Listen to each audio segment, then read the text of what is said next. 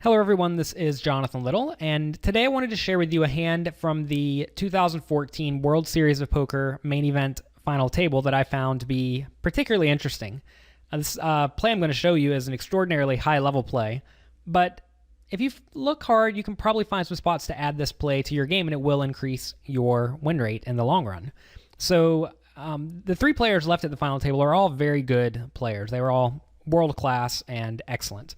So in this hand, we're playing 600,000, 1.2 million, and we see that Stevenson has about, we'll call it 18 big blinds.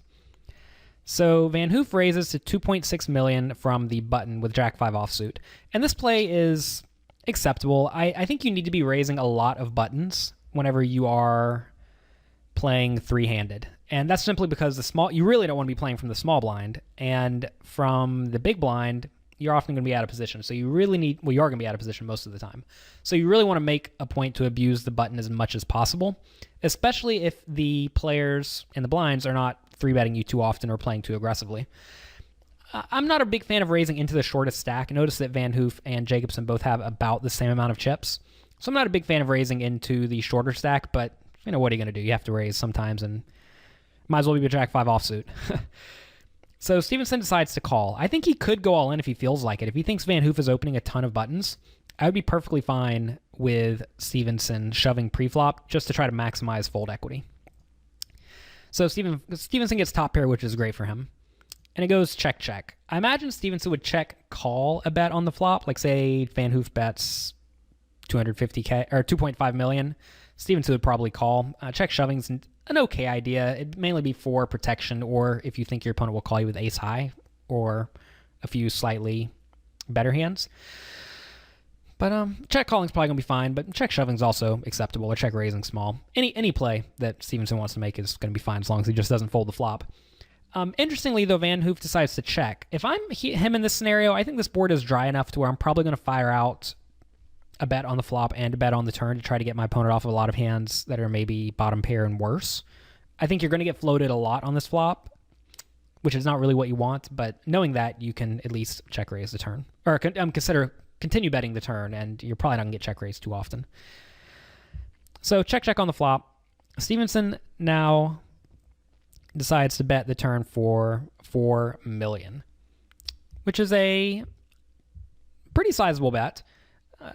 I think it's a good bet. It's going to protect versus various overcards, because if Stevenson knows that Van Hoof has, say, Jack 10, he doesn't really want him in the pot.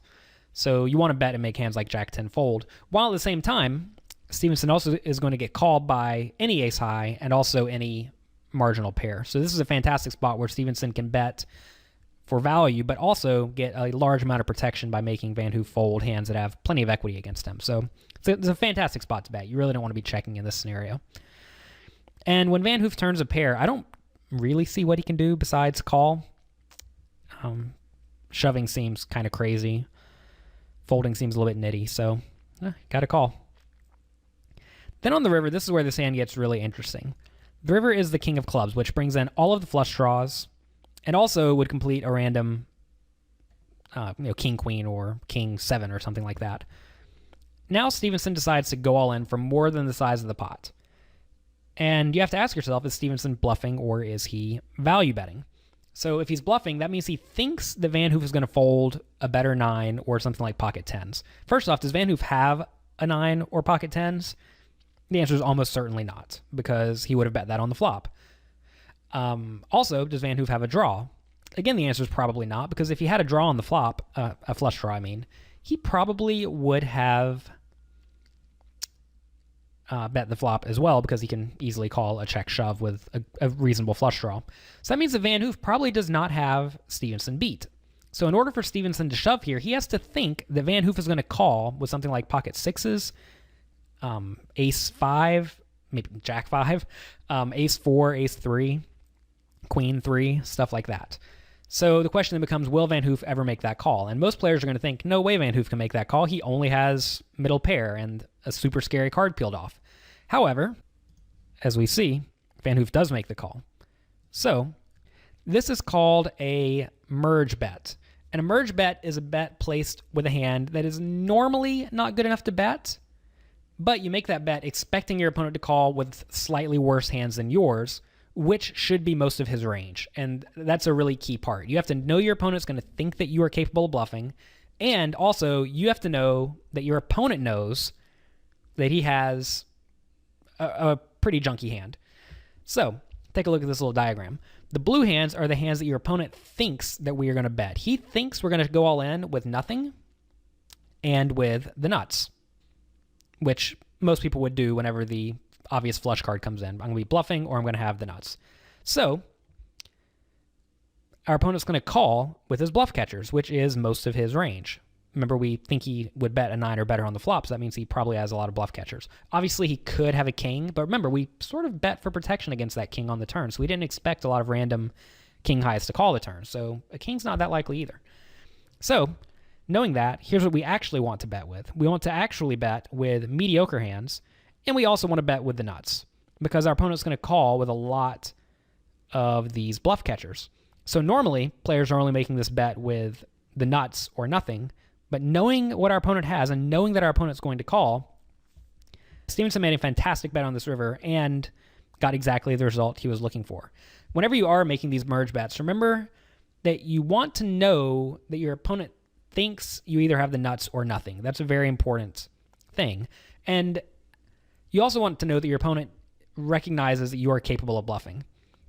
The hands you usually want to make this bet with are the hands that you don't exactly want to check call with.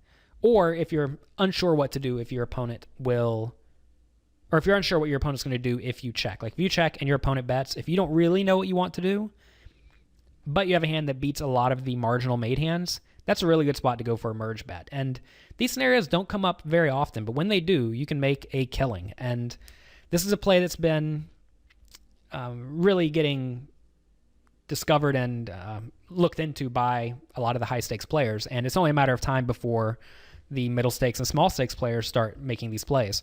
And quite often you'll see guys making bets in situations where their opponent really should only be calling with hands that beat them, but this is not that scenario. And I think it's really important to be able to differentiate between spots where a guy's just betting because he doesn't know what to do, and a guy's betting because he's targeting a specific part of his opponent's range.